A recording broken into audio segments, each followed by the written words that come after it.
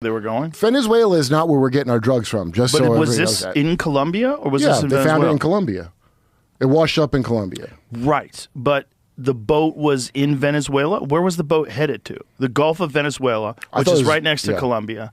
So where are these boats supposedly going with this cocaine that we're blowing them up? Okay, they said fentanyl. Now they're saying cocaine. Okay, say fentanyl. Where are the boats going where we're blowing them up?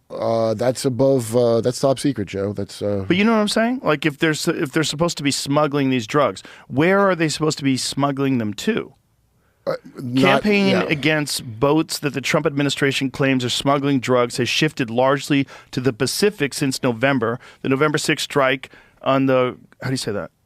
Guajira Peninsula? I don't know.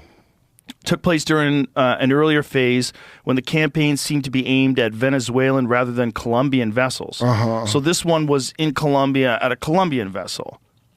So, but it turned out that it was marijuana. At least one of the packets that they found was marijuana, right? Mm-hmm. Oh, that's right. They want Nicolas. So Trump said you have to leave office or else, and then they started doing this. That's what's going on. Okay. So do you think that, well, listen, most corrupt organizations are going to take part in whatever money gets flowed around. I mean, it's not like these drug dealers are operating with complete immunity.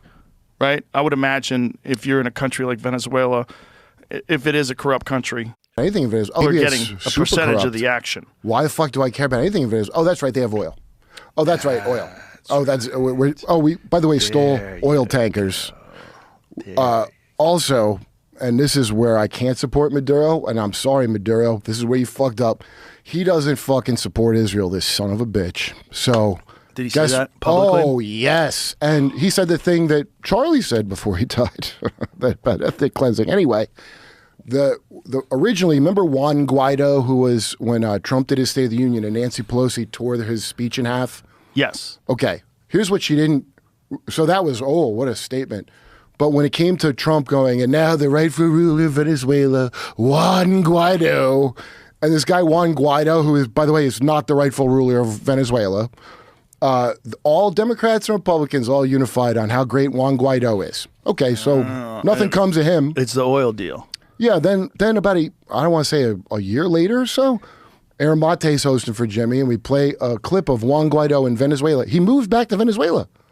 And Venezuela didn't put him in jail or nothing.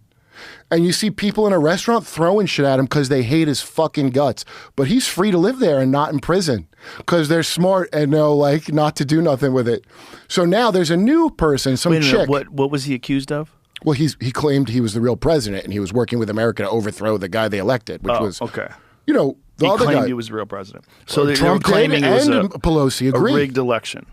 They've been claiming Venezuela has fake elections, but I don't think they do. I think you're, first of all, driving them closer to Maduro. If you don't like him, they don't like America. And I don't know if you know, I know people think we gave a lot of help around the world, but no, it turns out, no, we fucked everybody's country up and they don't like us for a very good reason. So when you tell somebody their president's an authoritarian, get your booster. Fucking fuck you, authoritarian. Those people get mad. And when you meet people from Venezuela, which I, for years, they would go, fuck Chavez. No, Chavez didn't take over in a coup.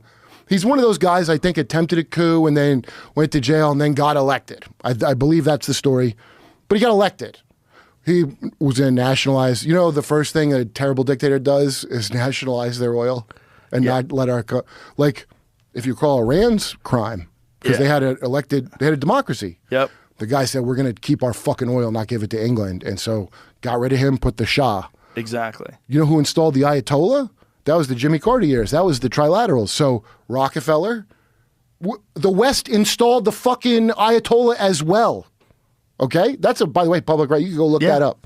So now I'm supposed to be mad at these regimes that my own dipshit country, with their dipshit post-World War II cunt allies, put these people here. I still want somebody to explain to me how the fuck the leader of ISIS can walk in the White House and shake Trump's hand, and there's still imbeciles, and you know them. There's still Republican imbeciles who are going to say, ISIS is killing Christians in Nigeria. What about that?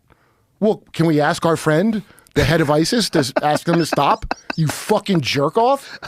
When I tweet this, and they're all sock puppets and whatever. They go, well, he won a war. That's how it works. Always have some, Israeli flag explain to me that's how winning a war. The guy from ISIS?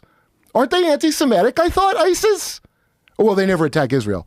Oh, they did once and then apologized. Do you know that? No, when? During the Syria conflict. Oh, and also the IDF would patch up ISIS soldiers in Syria. Did you know that? I found that out. Ron Jimmy show. It's amazing the shit you find out. And then you realize no one knows a goddamn thing about anything. And then how easy it is. Dude, when you see the head of a guy who John Kiriakou also told me very high chance was there in the Daniel Pearl beheading video. Really? He's a founding member. And fucking, if you watch the video of Petraeus sucking his dick on stage, Petraeus goes, now, full disclosure, we were opposite sides during the surge. The insurgent ISIS period? Yeah. That's who that guy is. And they're talking like they're old friends. Whoa. Nobody knows that? Yeah. His name has been changed just like BB fucking Bilbo Not a Jew Who. Look at him now. He changed his name. He doesn't dress like this. He wears a suit. That's crazy. Yo, shut up about ISIS. If Trump's shaking his... Is everybody like... Hold on. Go back to Trump's quote about him. Go there. Trump said he had a rough past, but added, we've all had a rough pass. Yeah. Ain't that the truth, brother? Ain't that the truth? But just imagine if that guy was really in the Daniel Pearl beheading video. I'm pretty sure he was. And he had a rough past. Hey, that's right. We made all these terrorist groups. We've all had a rough past. Well, some of us were programmed. Doesn't Patricia Christ or whatever religion you are a part of, doesn't it allow for forgiveness? Penelope Christ does, but since we've done this show, I'm with the Patricia Christ. Yeah. So Dan Soder's mom started don't they cult. Allow for forgiveness? We've all had a rough past.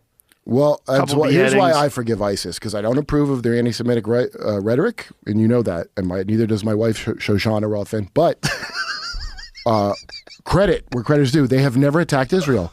Al-Qaeda and ISIS, the two most anti-Semitic, mad about Israel terror groups, you'd think they would because it's right there before you come here. But no, they just attack us, which, when you think about it, makes no fucking sense as a plan, does it?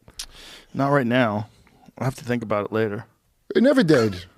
If you had told me, dude, after 9/11, and people were like, why are we going to Iraq? That doesn't really make any fucking sense at all. You know what I said? Shut up.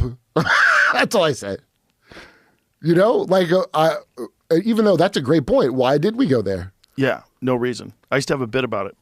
Well, there is a reason. You don't know how dumb people are until you have a dumb president.